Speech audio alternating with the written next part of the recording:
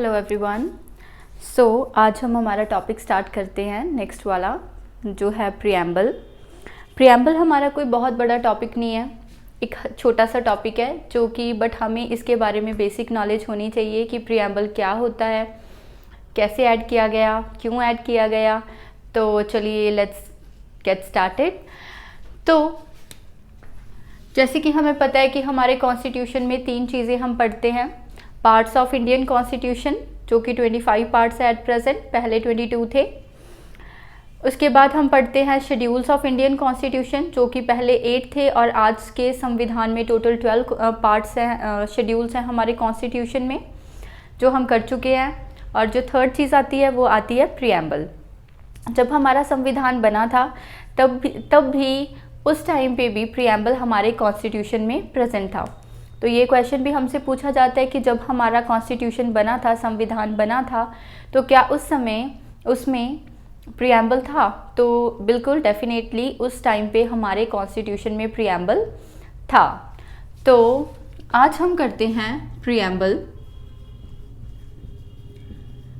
आज हम कर लेंगे। शेड्यूल्स हमने ऑलरेडी कर चुके हैं और नेक्स्ट वीडियो से हम क्या करना स्टार्ट कर देंगे, जो हमारे पार्ट्स ऑफ इंडियन कॉन्स्टिट्यूशन है 1 बाय 1 हम उनको डिटेल में स्टडी करना स्टार्ट करेंगे जो कि हमारे एग्जाम पर्सपेक्टिव से इम्पॉर्टेंट है। So preamble of Indian constitution.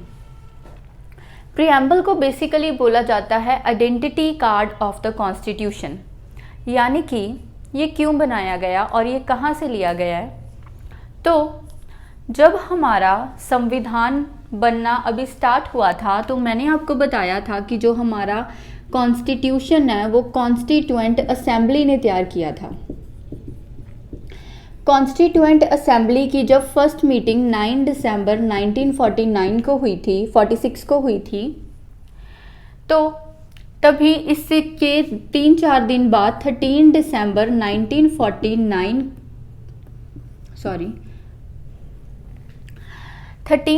1946 में ऑब्जेक्टिव रेजोल्यूशन लिया गया था जवाहरलाल नेहरू के द्वारा।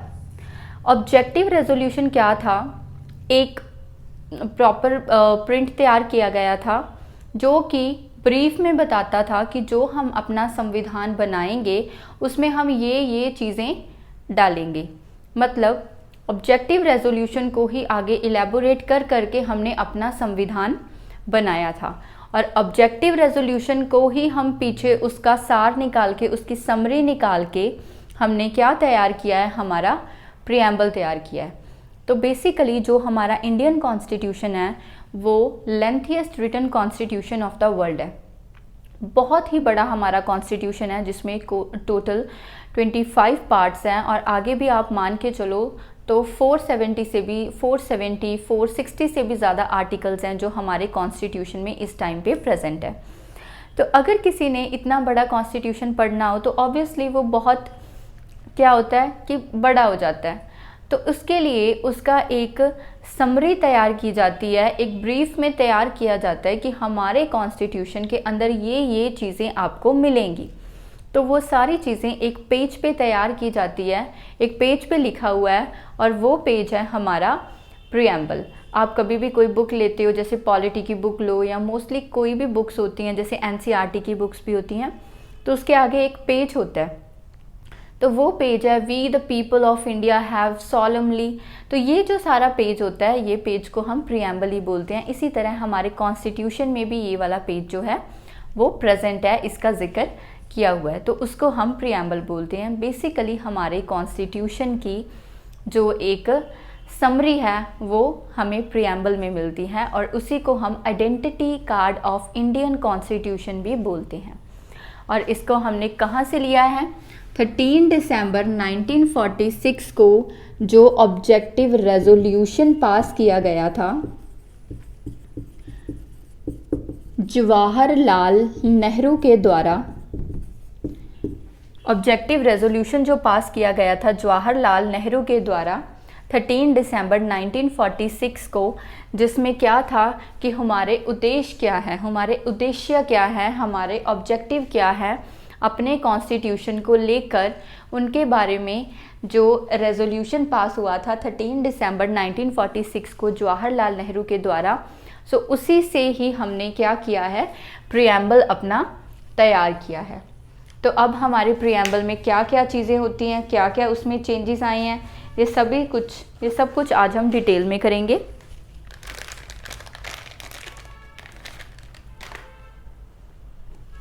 Okay, so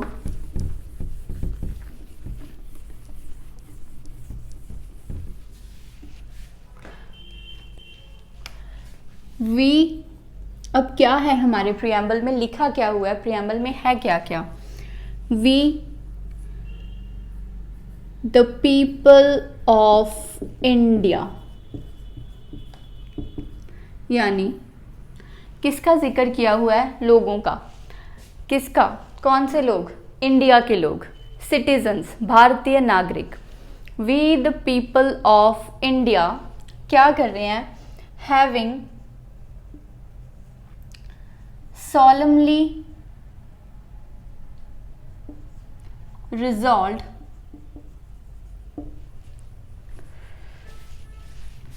to constitute India into sovereign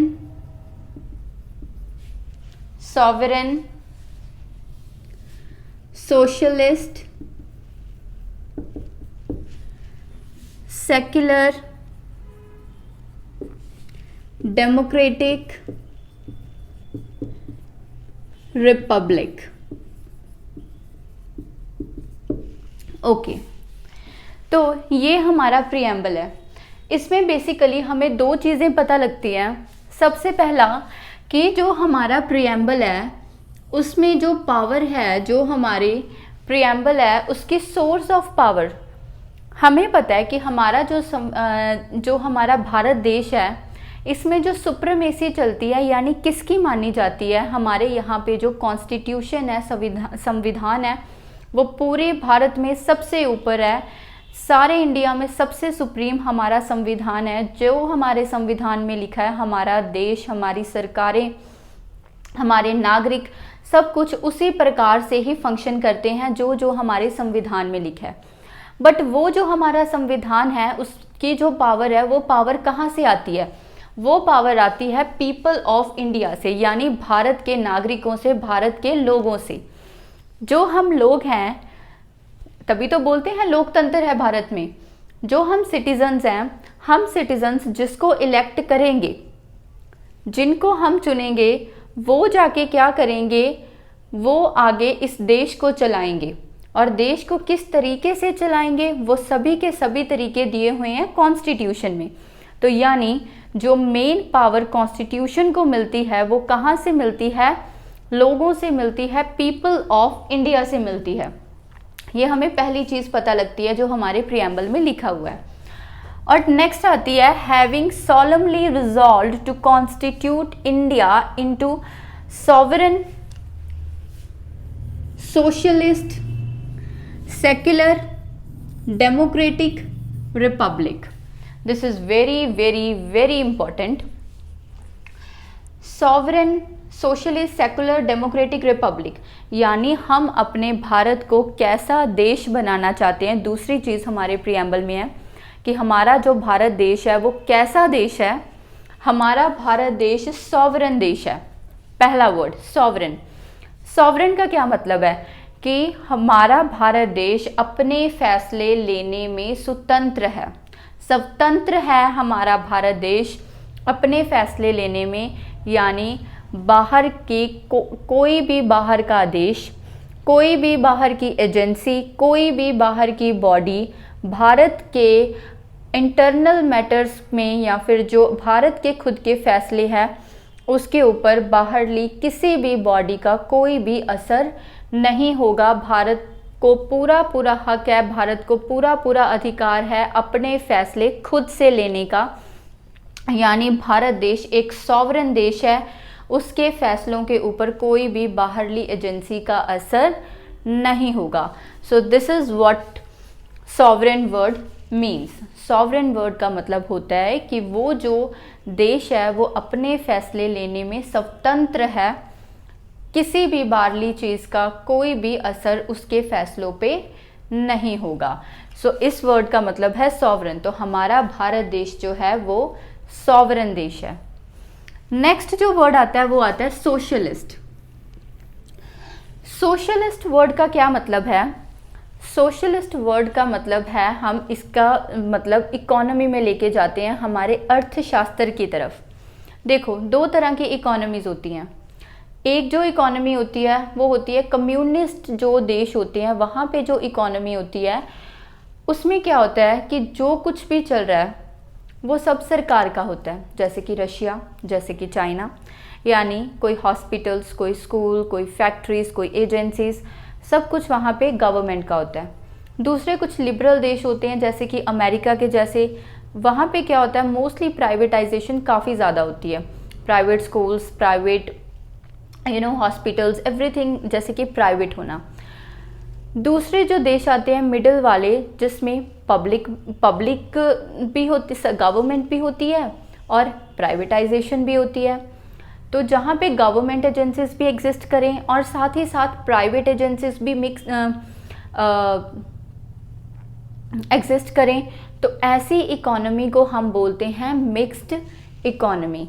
यानी हमारे भारत देश में अगर सरकारी स्कूल है तो प्राइवेट स्कूल भी है, अगर सरकारी हॉस्पिटल है तो प्राइवेट हॉस्पिटल भी है, अगर सरकारी इंडस्ट्री है तो प्राइवेट इंडस्ट्री भी है। मतलब हमारे भारत देश की जो इकोनॉमी है वो मिक्स्ड इकोनॉमी है। गवर्नमेंट के साथ साथ प्राइवेटाइजेशन भी हमारे देश में एग्जिस्ट करती है। तो सोशलिस्ट शब्द का जो मतलब है, जो अर्थ है, वो हम किस में लेते हैं? इकोनॉमी की भाषा में लेते हैं। और सॉवरेन शब्द का जो मतलब है, इसका मतलब तो हमने ऑलरेडी डिस्कस कर ही लिया है कि हम अपने फैसले लेने में स्वतंत्र हैं, कोई भी बाहरली जो कंट्री है या देश है वो हमारे फैसलों के ऊपर कोई भी असर नहीं डालती। थर्ड जो आती है वो आती है सेकुलर। अब सेकुलर शब्द जो है, जो सेकुलर वर्ड है, सेकुलर वर्ड के जो मीनिंग है हम दो सेंसेस में लेते हैं।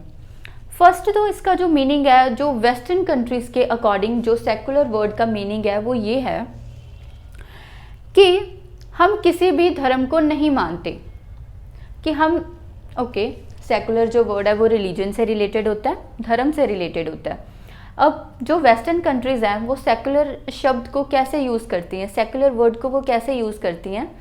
वेस्टर्न कंट्रीज़ के अकॉर्डिंग या फिर वेस्टर्न मीनिंग के अकॉर्डिंग जो सेकुलर शब्द है उसका मीनिंग होता है कि हम किसी भी धर्म को नहीं मानते, हम किसी भी रिलीजन में विश्वास नहीं रखते। हमारे अकॉर्डिंग धर्म एग्जिस्ट ही नहीं करता, सिर्फ और सिर्फ ह्यूमन रेस एग्जिस्ट करती है और हम उसी के अकॉर्डिंग लॉस बनाएंगे, उसी के अकॉर्डिंग कानून बनाएंगे। बट जो हमारे देश में जो सेकुलर शब्द यूज़ होता है उसका मीनिंग ये है कि हम मानते हैं कि धर्म एग्जिस्ट करता है। हम इंडिया में अलग अलग धर्म हैं, हिंदू, मुस्लिम, क्रिश्चियन, बहुत सारे धर्म हैं और हम सभी धर्मों में मानते हैं, हम सभी को मानते हैं। बट हमारे सेकुलर का मतलब ये है कि हम उस धर्म के आधार पर किसी भी तरह का कोई भी भेदभाव नहीं करेंगे। मतलब किसी भी तरह का कोई भी जो भेदभाव है वो धर्म के नाम पर नहीं होगा। हम ये नहीं बोलते कि धर्म एग्जिस्ट ही नहीं करते। वी आर नॉट सेइंग कि religions does not exist. According to the according to Indian constitution religion exist करता है and we do believe in the religion. हम रिलीजन में बिलीव करते हैं, बट हम रिलीजन के नाम पर किसी के साथ कोई भी भेदभाव नहीं करेंगे। इंडिया के कॉन्स्टिट्यूशन के अकॉर्डिंग हिंदू, मुस्लिम, सिख सब इक्वल हैं, किसी भी तरह का कोई भी डिस्टिंक्शन किसी के बीच में नहीं किया जाएगा। तो ये है जी सेक्युलर वर्ड का मीनिंग। तो हमारी भारतीय स्टेट जो है, भारत देश है, वो सॉवरेन देश है, अपने फैसले लेने में स्वतंत्र, सोशलिस्ट है, मिक्स्ड इकोनॉमी चलती है, सरकार और प्राइवेट लोग मिलकर काम करते हैं। सेक्युलर है मतलब धर्म में मानते हैं बट धर्म के नाम पे किसी भी तरह का कोई भी भेदभाव नहीं करते, किसी भी तरह की कोई डिस्क्रिमिनेशन नहीं करते। और फोर्थ आता है जी डेमोक्रेटिक। डेमोक्रेटिक का मतलब तो है लोकतंत्र, किसकी चलती है, लोगों की चलती है, ये तो हमें पता ही है। और जो लास्ट है वो आता है रिपब्लिक। अब रिपब्लिक शब्द से जो रिपब्लिक शब्द है इसका क्या मीनिंग है, आप इसको कैसे समझते हैं। देखो, दो तरह की चीज़ें होती हैं, एक होता है मोनार्की और दूसरा होता है रिपब्लिक। मोनार्की होती है जिसका हेड होता है राजा, king, means head of the state is king, उसको हम बोलते हैं मोनार्की। ठीक है, जैसे कि इंग्लैंड का जो हेड ऑफ द स्टेट है वो है राजा, मोनार्की। बट हमारे इंडिया में जो हेड है वो कोई राजा नहीं होता, बल्कि एक इलेक्टेड रिप्रेजेंटेटिव होता है। कौन होता है वो हेड ऑफ द स्टेट? क्या होता है इंडिया में? प्रेसिडेंट, हमारे राष्ट्रपति। जो हमारे प्रेसिडेंट होते हैं वो हेड ऑफ द स्टेट होते हैं, और वो कोई राजा नहीं है, वो बल्कि हम ही लोगों के द्वारा इनडायरेक्टली चुने गए होते हैं। तो उसको हम क्या बोलते हैं? रिपब्लिक। यानी अगर आपके देश का जो हेड है वो राजा है, किंग है, तो आपका देश मोनार्की के अंडर आता है। अगर आपके जो देश का हेड है वो लोगों द्वारा ही चुना गया है, इलेक्टेड है वो, तो आपका जो देश है वो रिपब्लिक कहलाता है। तो हमारा जो हेड है, प्रेसिडेंट है, वो इनडायरेक्टली इलेक्टेड होता है, तो इसलिए हमारी जो देश है, भारत देश है जो, वो क्या है? रिपब्लिक देश है। तो आई होप यहाँ तक आप सबको क्लियर होगा। यहाँ तक हमें क्या पता चला है कि हमारा जो कॉन्स्टिट्यूशन है वो पावर कहाँ से लेता है? पीपल ऑफ इंडिया से। और जो हमारी इंडियन स्टेट है वो कैसी स्टेट है? सॉवरेन स्टेट है, सोशलिस्ट स्टेट है, सेकुलर स्टेट है, डेमोक्रेटिक लोकतंत्र है, रिपब्लिक है। हमारा जो हेड है वो लोगों द्वारा चुना जाता है। ठीक है, आगे हमारे संविधान में क्या लिखा है? And to secure to all its citizens, यानी अब हम ये तो हमने आपको यहाँ तक ये बताया है कि हमारा जो भारत है, हमारा जो संविधान है, वो जो अपनी पावर लेता है वो कहाँ से लेता है? सोर्स ऑफ पावर क्या है? People of India. जो हमारा भारत देश है वो कैसा देश है? वो ऐसा देश है, sovereign, socialist, secular, democratic, Republic. अब हमारे जो संविधान है उसमें ऑब्जेक्टिव क्या क्या है, हमारे उद्देश्य क्या क्या है, हमने अपने नागरिकों को क्या क्या चीज़ें देनी हैं, उसके बारे में अब हम आपको ये बताएंगे। क्या बताएंगे? हम अपने सिटीजन्स को क्या देना चाहते हैं? And to secure all its citizens justice. Justice देना, न्याय देना, सोशल जस्टिस, पॉलिटिकल लेवल पे जस्टिस, इकोनॉमिक लेवल पे जस्टिस। यानी हम अपने लोगों को जस्टिस देंगे, न्याय देंगे, हर प्रकार का न्याय देंगे। इकोनॉमिक लेवल में भी सब बराबर हैं, पॉलिटिकल लेवल पे भी कानून के सामने भी सब बराबर हैं, सोशल लेवल पे भी, सोसाइटी के लेवल पे भी हम कास्ट के ऊपर भी कोई डिस्टिंक्शन, डिस्क्रिमिनेशन नहीं करेंगे। कास्ट के लेवल पे भी हम सभी को न्याय देंगे, पहली बात। दूसरी बात, हम अपने लोगों को देंगे लिबर्टी, उनको आज़ादी देंगे। किसकी आज़ादी देंगे? Liberty of faith, liberty of belief. किसी भी चीज़ पे वो भरोसा कर सकते हैं, किसी भी चीज़ पे वो फेथ कर सकते हैं, यानी liberty of faith, belief, liberty of thought, कुछ भी सोच सकते हैं, लिबर्टी ऑफ एक्सप्रेशन, कुछ भी एक्सप्रेस कर सकते हैं। So liberty of thought, expression, belief, faith and worship. यानी हम अपने भारतीय लोगों को ये लिबर्टी देते हैं, ये आज़ादी देते हैं कि वो किसी भी चीज़ में भरोसा रख सकते हैं, किसी में भी विश्वास रख सकते हैं, किसी को भी वर्शिप कर सकते हैं, राम को, अल्लाह को, गुरु को, कुछ भी सोच सकते हैं और कुछ भी एक्सप्रेस कर सकते हैं। हम अपने लोगों को ये आज़ादी देंगे, हम अपने लोगों को न्याय देंगे हर लेवल पे, सोसाइटी के लेवल पे भी, पॉलिटिकल लेवल पे भी, कानून के सामने भी सबको न्याय मिलेगा, और इकोनॉमिक के लेवल पे भी सबको न्याय मिलेगा। तीसरी चीज़ आती है, हम देंगे इनको इक्वालिटी। बराबरता देंगे।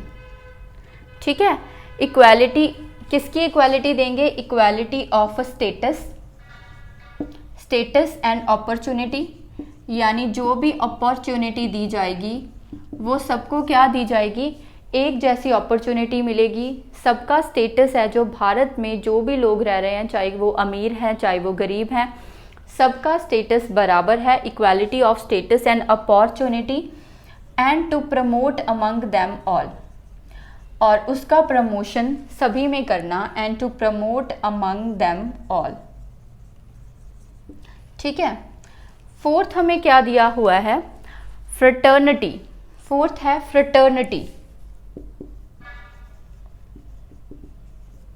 फ्रेटर्निटी मीन्स भाईचारा, assuring the dignity of individual,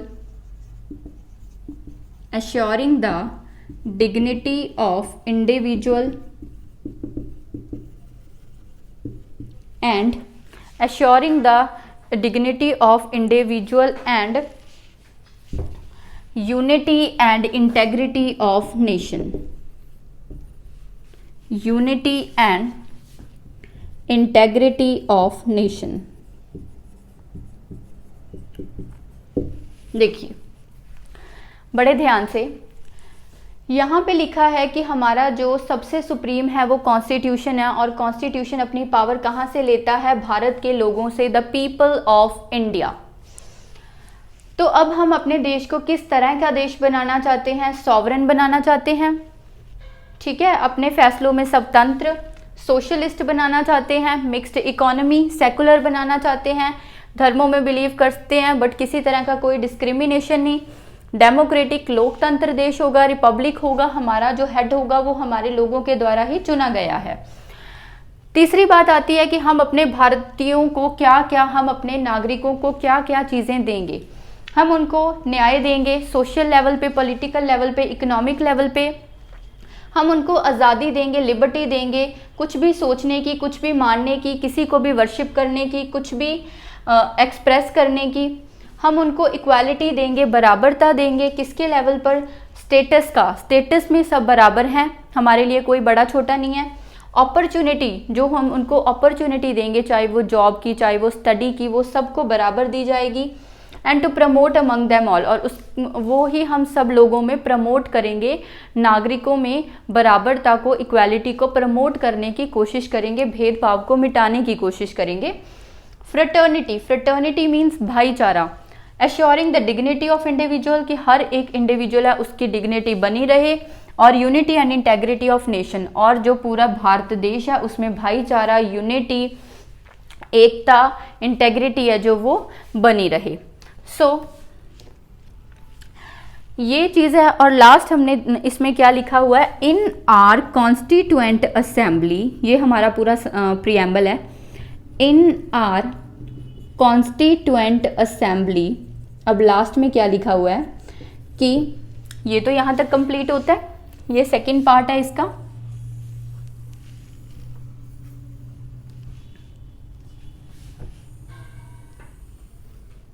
ठीक है, ये इसका फर्स्ट पार्ट था। अब लास्ट पार्ट इसमें क्या है? इन our constituent assembly, in our constituent assembly this 26th day of November, this 26th day of November यानी 26 नवंबर को 1949, 26 नवंबर 1949 do hereby adopt, enact and give to ourselves, हम अपने आप को दे रहे हैं ये संविधान, and to give to ourselves this constitution। Okay, so last part में क्या लिखा हुआ है कि हम अपने कॉन्स्टिट्यूएंट असेंबली में, हम अपनी संविधान सभा में 26 नवंबर 1949 को अपना संविधान अडॉप्ट कर रहे हैं, इनेक्ट कर रहे हैं और अपने आप को ये संविधान सौंप रहे हैं, अपने आप को ये संविधान दे रहे हैं। ये है हमारा पूरा का पूरा प्रियम्बल। अगर आप देखो तो इस चीज़ में हमें प्रियम्बल में हमें 4 चीज़ों के बारे में पता चलता है। ये भी हमें एग्जाम में क्वेश्चन आ सकता है कि कौन कौन सी 4 चीज़ें हैं जो हमें प्रियम्बल बताता है। सबसे पहले हमें प्रियम्बल बताता है सोर्स ऑफ पावर, कि जो प्रियम्बल जो अपनी इतनी ज़्यादा पावरफुल है, सुप्रीमेसी हमारे पूरे भारत में सिर्फ और सिर्फ प्रियम्बल की चलती है।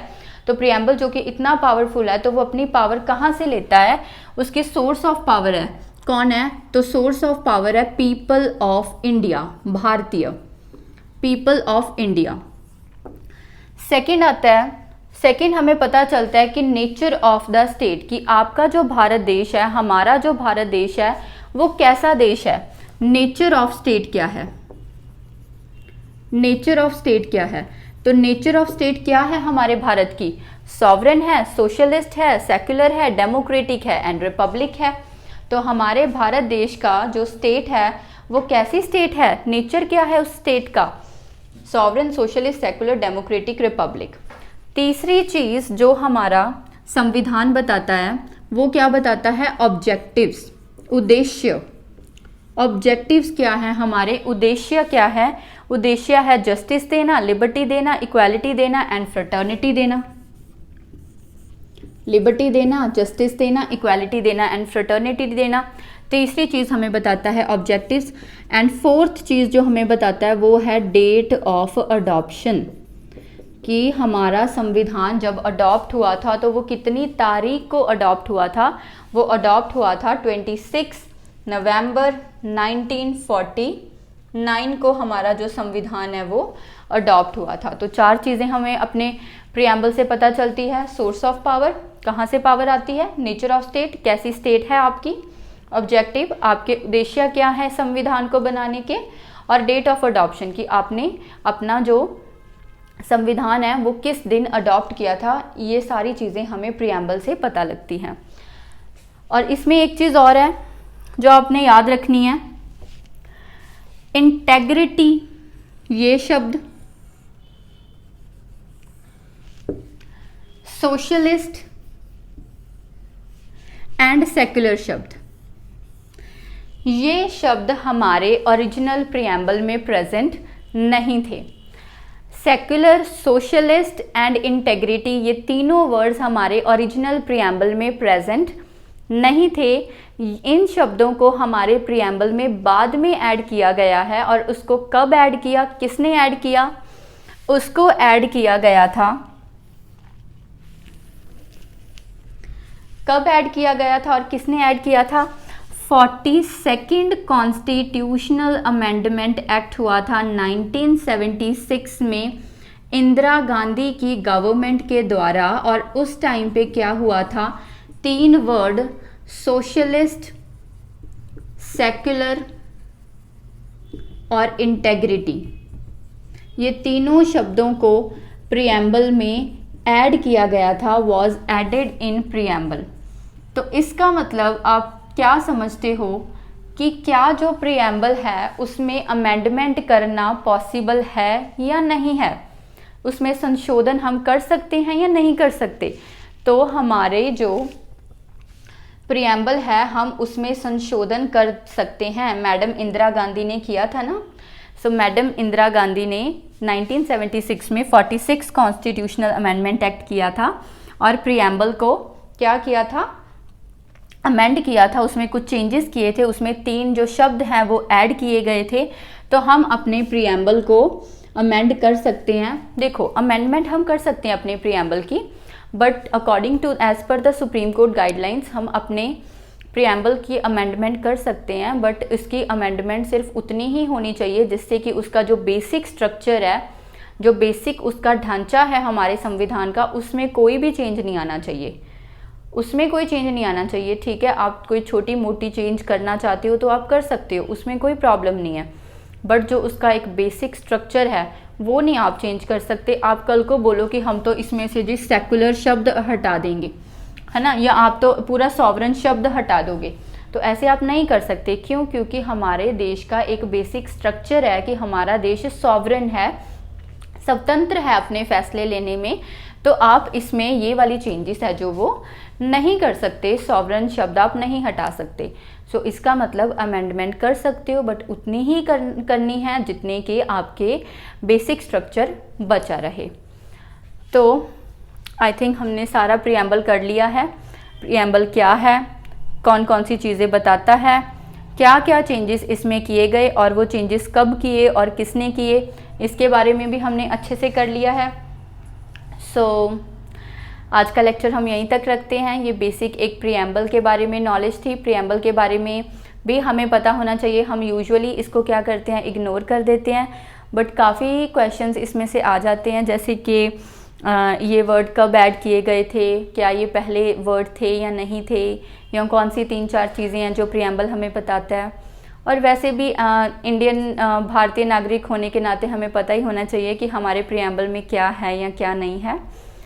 सो आज का लेक्चर यहीं तक। आई होप आपको समझ आया होगा। Thank you so much.